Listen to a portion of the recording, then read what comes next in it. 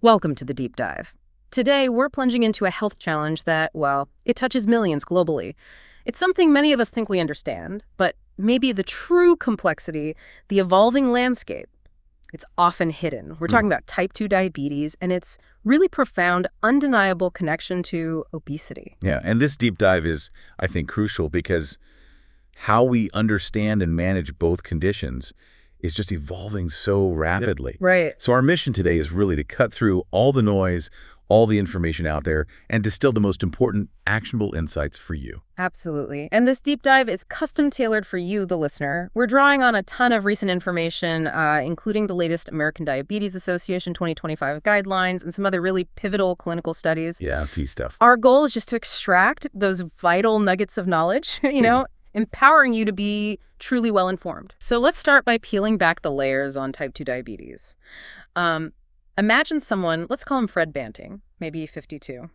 He's feeling constantly tired, drinking way more water than usual, and, waking up frequently at night to use the restroom. Okay, classic symptoms. Right, but he's maybe trying to brush it off like, oh, I'm just drinking a lot of water. Yeah. But these are classic red flags, right? Something more significant might be happening.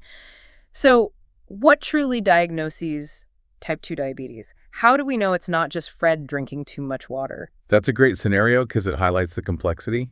It's rarely just one number. And symptoms like Fred's are definitely key. Yeah. If someone presents with those classic symptoms you mentioned, polyuria, frequent urination, polydipsia, that excessive thirst, or even polyphagia, excessive hunger, sometimes with unexplained weight loss, Yeah. then a single random plasma glucose reading over 200 milligrams per deciliter can actually diagnose type 2 diabetes right there. Okay. But generally for folks without those really clear symptoms, a single test, well, it isn't enough. We rely on a few specific diagnostic criteria. First, there's the fasting plasma glucose, or FPG.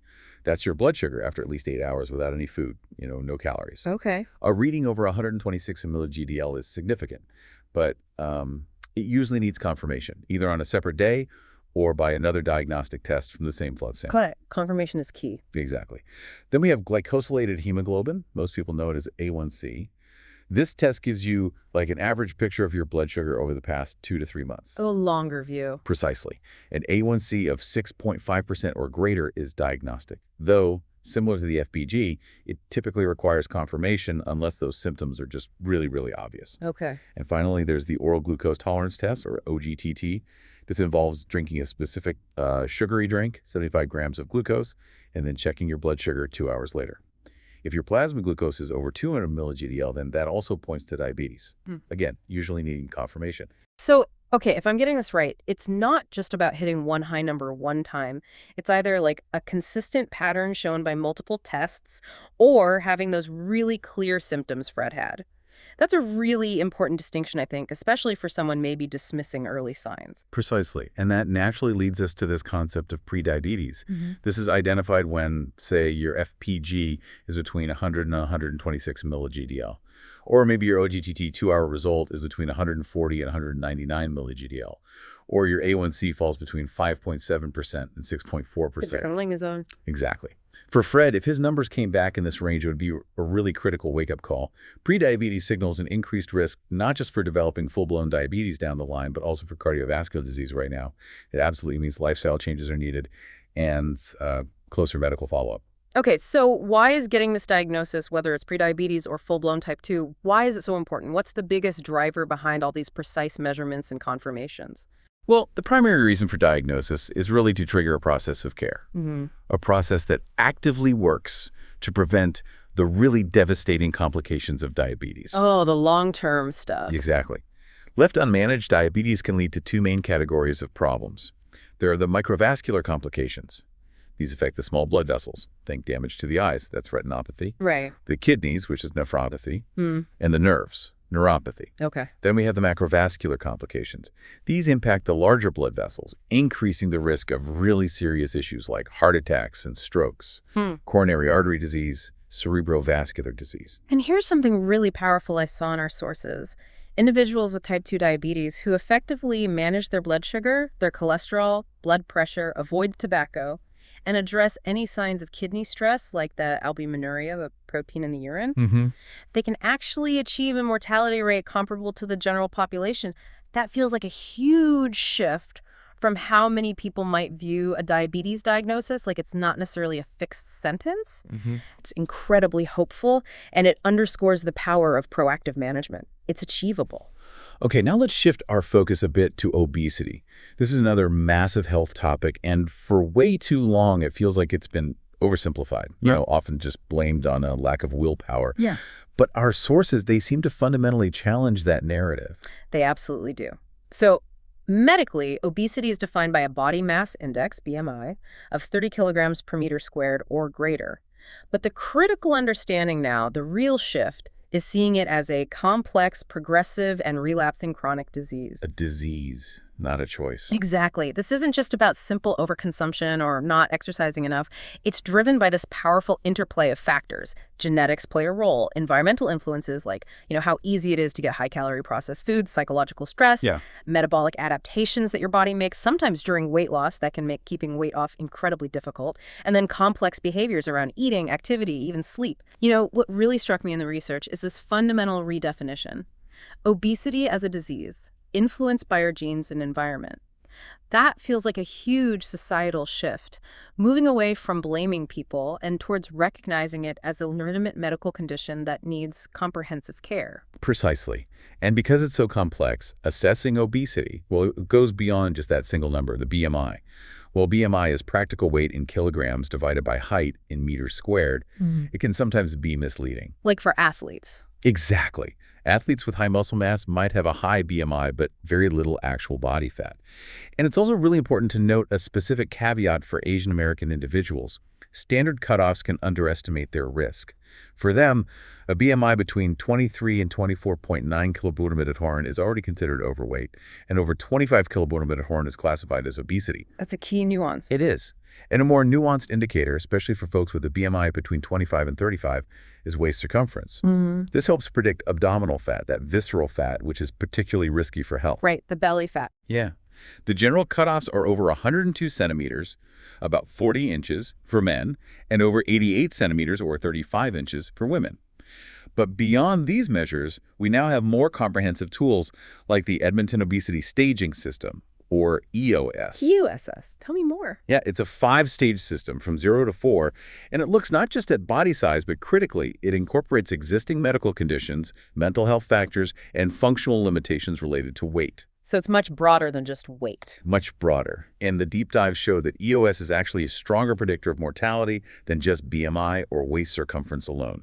It gives a much more holistic view of how obesity is impacting a person's health. So we've really moved beyond simple numbers to these comprehensive systems that consider the whole person. The insight here isn't just about more accurate measurement, is it? It feels like a powerful shift in how medicine approaches this, seeing obesity not just as size, but as a complex condition deeply intertwined with mental and functional well-being. And what does this holistic view tell us about the long-term impact on health? Well, the impacts are incredibly wide-ranging and frankly sobering. Obesity significantly increases the risk of death from all causes, particularly from cardiovascular disease, diabetes, and serious liver and kidney conditions, as well as certain types of cancer. Wow. And perhaps most starkly, the research shows that young adults with very high BMI, say over 45 kilogram disorders, could actually expect to die anywhere from 5 to 20 years earlier than their peers without obesity. 20 years? Yeah. It truly shortens not just lifespan, but healthy life expectancy. Quality of life is impacted too. Those numbers are incredibly stark. It really reshapes how we understand the cost of this disease, not just in healthcare dollars, but in human years and quality of life. It absolutely emphasizes this is far from just a cosmetic concern. Absolutely. So, given the complex nature of both diabetes and obesity, where do we even start with management? Our sources seem to point pretty strongly to a foundational approach, lifestyle. Lifestyle intervention plays a truly foundational role, especially, as you might expect, in preventing type 2 diabetes. Obesity, as we just discussed, is clearly identified as the #1 most important modifiable risk factor for developing T2DM. Modifiable being the key word. Exactly. And what's truly compelling from the research is that lifestyle modification, which includes diet, exercise, and even modest weight loss, is actually more effective than medication for prevention. More effective than drugs. For prevention, yes. A Big Finish study, for example, found that losing an average of just 4.2 kilograms, that's about 9 pounds, and consistently exercising reduced the risk of developing type 2 diabetes by a remarkable 58%. Wow. Similarly, the landmark diabetes prevention program here in the U.S. showed lifestyle intervention cut the incidence of diabetes by 58%, whereas the medication metformin reduced it by 31%. So lifestyle beat metformin head-to-head in that study. By a significant margin for prevention. And it shows that even a modest weight reduction, just 4 to 5 kilos or around 10 pounds, can significantly lower your diabetes risk. That's incredibly impactful. That simple, achievable changes can actually be more powerful than medication in preventing a chronic disease like this. But okay, what about for someone who's already struggling with established obesity? Where does lifestyle fit in then? For those individuals, we often use a structured, patient-centered framework. It's called the 5 A's. Assess, advise, agree, assist, and arrange. 5 A's. Yeah. The crucial first step is to assess. This means looking at the patient's risk factors, understanding their readiness to change, which is huge, and exploring their individual journey with weight. It also means asking for permission to even discuss weight. Right, being respectful. Absolutely. And using terminology. The patient prefers maybe unhealthy weight instead of terms that might feel judgmental. And critically, addressing and actively avoiding weight stigma. Weight stigma. Tell us more about that. Why is that so important? Weight stigma, basically the negative social perception based on body weight, is shown to be incredibly harmful. It's linked to psychological distress, depression, anxiety. And it can even lead to people avoiding necessary health care, social isolation, and, ironically, sometimes increased food intake or binge eating as a coping mechanism. The research even indicates it's associated with nearly a 60% greater mortality risk, independent of BMI. 60%? That's huge. It's staggering. So clinicians really need to ensure a supportive environment, having appropriate furniture, staff trained in sensitivity, and truly take the time to understand the patient's individual biological, social, environmental, and psychological factors contributing to their obesity. So that's assess. What are the other A's? Right. The next A is to advise. Share evidence-based strategies, information about healthy eating, physical activity. Then, crucially, agree on a personalized plan together. This involves setting SMART goals. Specific, measurable. Exactly. Specific, measurable, action-oriented, realistic, and timely. The initial goal is often that modest but clinically meaningful 5 to 10% weight loss over about 6 months. Then assist involves providing practical support, resources, maybe referrals to dietitians or programs. And finally, arrange means setting up consistent follow-up to monitor progress, troubleshoot challenges, and adjust the plan as needed. So the big picture here, if I'm hearing this right, is that even a relatively small, achievable amount of weight loss, like that 5 to 10% of your body weight, can have a clinically meaningful impact. Like it significantly improves risk factors for heart disease and can cut the risk of developing diabetes by more than half. It's a powerful message of progress, not necessarily perfection. It truly is. And when we dive into specific dietary strategies, our sources really emphasize there's no single best diet for everyone. The focus has to be on individualized discussions. Makes sense. Yeah, generally limiting simple carbohydrates, favoring complex carbs, plenty of vegetables and fruits, lean proteins, Mediterranean or DHA-style eating patterns are often recommended because they have solid evidence behind them. But there's a significant warning from the research, too, about ultra-processed foods. The stuff in packages. Pretty much. Studies have shown these can actually lead to increased calorie intake and weight gain. One study found people consumed roughly 500 more kilocalories per day when these foods dominated their diet compared to a diet of whole foods, even when matched for taste and macros. 500 calories just from the processing. Wow. It's quite something. Now, regarding intermittent fasting, or IF, our sources clarify things a bit. While it restricts food intake to specific time windows, studies generally indicate the weight loss achieved is comparable to traditional calorie-restricted diets. It's not inherently superior for weight loss itself. So it works for some, but not magic. Pretty much. And caution is definitely advised for anyone with type 1 diabetes or insulin-dependent type 2 diabetes because of the risk of hypoglycemia, low blood sugar. Right. And while meal replacement shakes, bars can be effective for short-term calorie reduction and initial weight loss, especially if they're part of a structured program. They may not necessarily teach the long-term eating skills and habits crucial for sustained change. That's the main drawback. Okay, that makes sense. What about activity? Right, physical activity. It's absolutely an integral component of any weight management program. However, it's important to be realistic.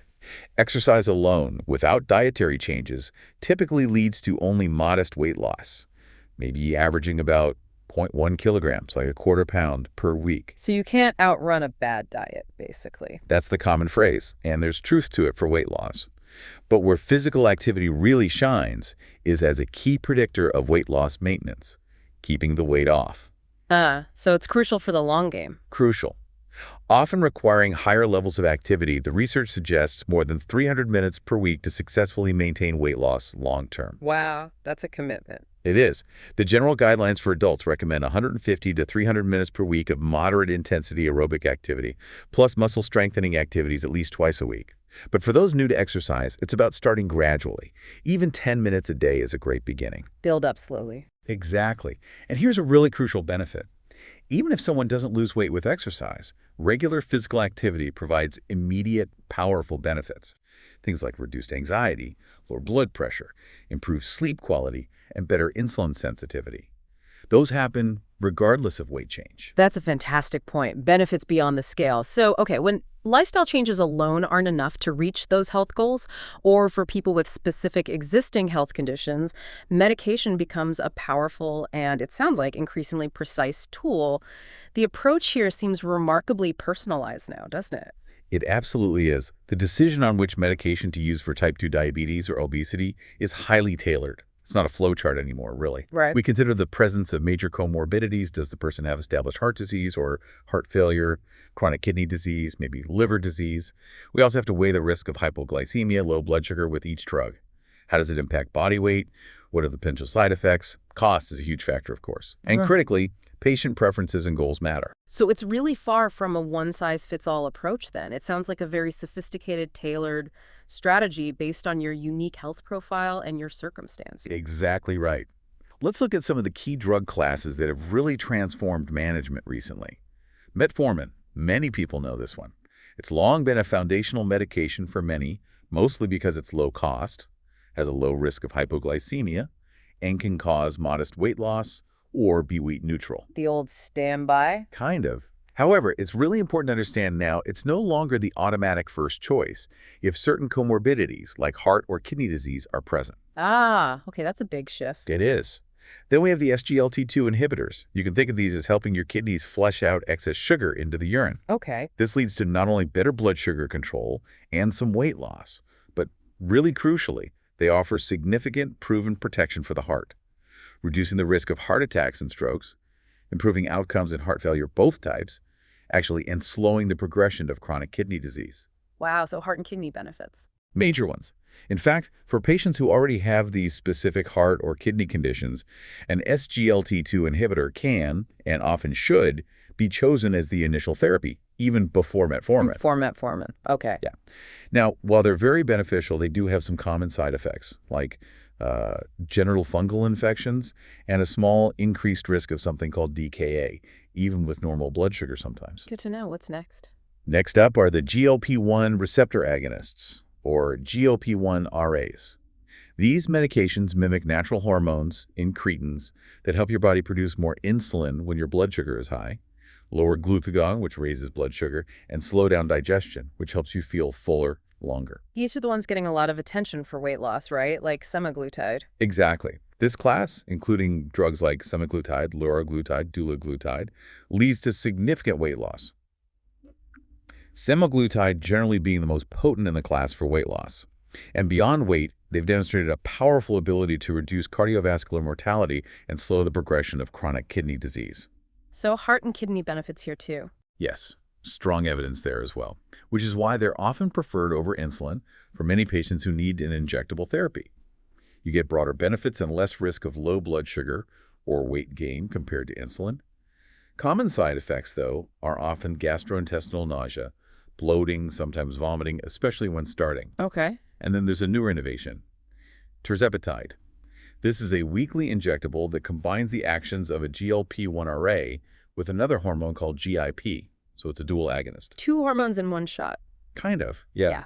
And research shows it can be even more effective than semaglutide for both A1C reduction, so blood sugar control, and for weight reduction. Even more potent. Potentially, yes. It's also showing promise in managing specific liver conditions, MSLD-MASH, and just recently got FDA approved for treating moderate to severe obstructive sleep apnea when it's linked with obesity. Interesting. Expanding uses. Definitely. And finally, we have insulin. It remains the most powerful medication for lowering blood glucose, period. And it's proven to reduce those microvascular complications we talked about earlier, eyes, kidneys, nerves. So still very important. Absolutely essential in certain situations. It's the primary choice for severe or symptomatic hyperglycemia, think an A1C over 10%, or blood glucose consistently over 300 milli-GDL, or if someone is actively losing weight because of high blood sugar. It's also the go-to for managing diabetes during pregnancy or in specific severe liver conditions. But it has downsides. The main considerations with insulin are the risk of hypoglycemia, low blood sugar, which can be dangerous, and the potential for weight gain. Okay. So putting it all together, how do these pharmacotherapy algorithms work now? It sounds complicated. It's definitely more nuanced. While metformin might still be the initial therapy for many patients without those major comorbidities, the landscape has truly shifted. If a patient's A1C is significantly above their target, say more than 1.5% above goal, we often consider starting dual therapy right away. Yeah. Maybe metformin plus a second agent. But here's the absolute key takeaway. If major comorbidities like established cardiovascular disease, heart failure, chronic kidney disease, or even just obesity itself are present, then an SGLT2 inhibitor or a GLP-1RA or that dual GIP-GLP-1RA like tirzepatide is strongly favored, either as the initial therapy, sometimes even instead of metformin, or as an add-on regardless of the starting A1C level. Regardless of A1C, so it's about protecting organs, not just the sugar number. Precisely. It's a risk reduction strategy first and foremost in those patients. And for those situations with extreme hyperglycemia, insulin is started promptly to get things under control safely, but often with the goal of transitioning to these other agents once the acute situation resolves, partly to minimize insulin's long-term risks, like weight gain and hypoglycemia. Got it. So the treatment landscape for diabetes and obesity is just, well, it's far more sophisticated now. It's really about strategically combining medications to address your unique health picture, your associated risks, moving way beyond a simple one-size-fits-all to something truly personalized. That's the goal. Personalized, risk-stratified care. Okay. Now, for some individuals, even with really comprehensive lifestyle changes and these advanced medications, the persistent challenge of obesity and its related conditions, it just remains. That's when our sources point to what they describe as the most powerful tool available. That's right. And let's be really clear about this. Metabolic and bariatric surgery, or MBS, is consistently shown in studies to be the most effective and the most long-lasting treatment for obesity. Most effective and long-lasting. And what's really significant here, I gathered, is that the guidelines for who actually qualifies for this surgery have broadened recently, making it potentially accessible to more people who could benefit. Exactly. The 2022 guidelines from the major international surgical societies significantly revised the indications. Now, patients with a BMI of 35 kDons or greater qualify, whereas previously the threshold was generally 40. Lowered the BMI requirement. Yes. And perhaps even more importantly, patients with BMIs between 30 and 34.9 kilonewtons not traditionally considered less severe obesity can now be considered for surgery if they have significant obesity-related comorbid conditions. Things like cardiovascular disease, hard-to-control type 2 diabetes, sleep apnea, or other physical problems caused by weight. So comorbidities matter more now, even at lower BMIs. They do. It reflects the understanding that it's not just about the weight number, but the health impact. It's also notable that even lower BMI thresholds may apply to Asian populations, again reflecting different risk profiles at lower weights. Okay. And the benefits. What does the research say about the impact of MBS? Oh, the benefits are profound. On average, patients typically achieve significant weight loss, around 20 to 30% of their initial body weight, sometimes more depending on the procedure. That's substantial. It is. And this weight loss leads to marked improvements and often even complete remission in most obesity-related conditions. For example, type 2 diabetes can go into remission for up to 73% of patients after surgery. 73% remission. Wow. Yeah. Hypertension resolves in about 63% of cases. Sleep apnea improves dramatically for up to 78%. And beyond these clinical improvements, large studies show a substantial reduction in overall mortality, a 40 to 50% decrease in death from all causes, including cardiovascular deaths, compared to similar patients who don't have surgery. Lower mortality, too. Yes. Plus, patients consistently report significantly improved quality of life, better fertility, increased mobility, the list goes on. Okay, what about the common types of surgery? And are there risks involved we should know about? Sure. The two most common procedures performed worldwide today are the sleeve gastrectomy, where a large portion of the stomach is removed, and the Roux-en-Y gastric bypass, RYGB, which involves creating a small stomach pouch and rerouting the intestines. Sleeve and bypass. Right. While RYGB generally leads to somewhat more weight loss on average, it's also associated with slightly higher rates of certain complications compared to the sleeve. In terms of overall safety, though, MBS is generally considered very safe, especially when performed at experienced centers. Mortality rates are quite low, typically less than 0.3%. Less than 0.3% mortality. That's comparable to gallbladder surgery, right? Very comparable, yeah. Yeah. But like any major surgery, potential complications can occur. These might include gastrointestinal symptoms like dumping syndrome, potential nutritional and electrolyte imbalances because absorption is altered. Need for vitamins. Lifelong vitamin and mineral supplementation is essential, yes. And specifically after gastric bypass, there's an increased risk of hypoglycemia, or low blood sugar, sometimes occurring years after surgery. Okay. So crucially, the journey absolutely doesn't end with the surgery itself. Long-term post-operative care is essential for success and safety. What does that involve? It really requires a comprehensive, multidisciplinary team approach. You need internists, the surgeons, specialized dietitians, often psychologists or behavioral therapists. Patients need ongoing monitoring for those nutritional deficiencies we mentioned, checking vitamin and mineral levels regularly. And careful adjustment of medications for comorbidities is critical. For instance, insulin doses for diabetes, patients almost always need to be dramatically reduced, sometimes even stopped, right after surgery. Big medication changes. Huge. And addressing potential post-operative weight regain, which can happen, is also a critical part of this long-term care that often involves lifestyle recalibration, maybe reviewing medications and providing consistent behavioral support. So surgery is powerful, but it's part of a much larger ongoing process. Exactly. It's a tool, not a magic wand. It requires lifelong commitment and follow-up. Okay. Now, losing weight, whether through lifestyle, medication, or surgery, is undoubtedly a huge achievement. But as our sources really highlight, the true challenge, perhaps the harder part, often lies in keeping it off long term. So how do we successfully play this long game? Yeah, that's the million-dollar question, isn't it? The reality is that weight regain after initial weight loss is unfortunately very common. Studies indicate that more than half of the weight loss might be regained within 2 years, and by 5 years out, potentially over 80% of the lost weight has returned for many people. 80%. That's discouraging. It can feel that way, but it really emphasizes that obesity is a chronic disease that requires chronic management. The goal isn't just to lose weight, but to find sustainable ways to maintain that healthier weight. So what works for maintenance? What did the research show? Thankfully, the research also clearly outlines several strategies that are proven effective for long-term weight maintenance. Consistent long-term support is absolutely paramount. Ongoing help. Yes. Ongoing interaction with healthcare providers or participating in group settings, ideally checked in on every 3 to 6 months, even after the initial intensive weight loss phase. That's significantly more effective than just short-term interventions. Okay. What else? High levels of physical activity are also crucial, specifically for maintenance.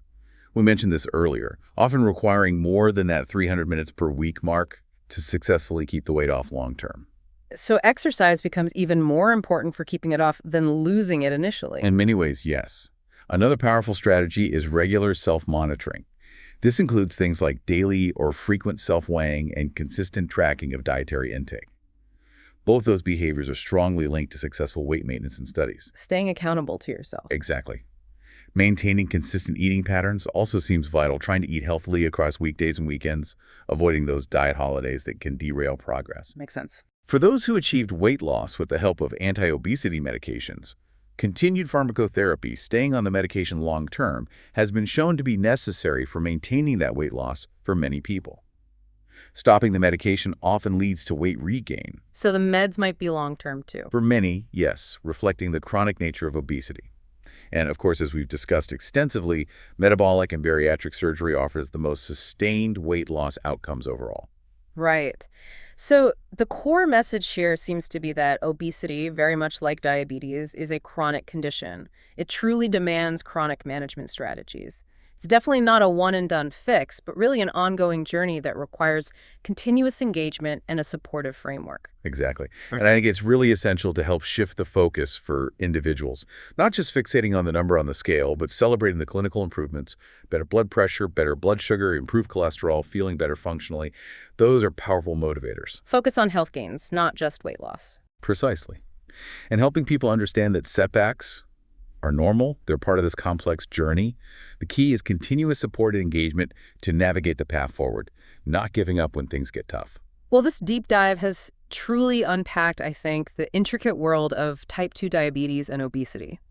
We've gone from the precise diagnostic criteria and understanding the multifactorial nature of obesity all the way through the foundational power of lifestyle, the increasing precision of pharmacotherapy, and the really transformative potential of bariatric surgery. Yeah, we've really seen that these aren't just simple conditions to be treated, but complex chronic diseases that absolutely require a highly personalized, ongoing approach. But the good news, I think, is that with the right knowledge, the right tools, and consistent support, manage these conditions and truly improving health outcomes is more achievable today than it ever has been before. That is hopeful, and it raises, I think, an important question for everyone listening. How might this deeper understanding of these intertwined conditions empower you to approach your own health journey, or maybe conversations with loved ones, with perhaps more insight and definitely more empathy? Yeah, we really encourage you to reflect on these significant shifts in understanding and treatment that we've discussed today. Because ultimately, being well-informed, understanding the nuances, that's probably your greatest tool in navigating this complex and constantly evolving health landscape.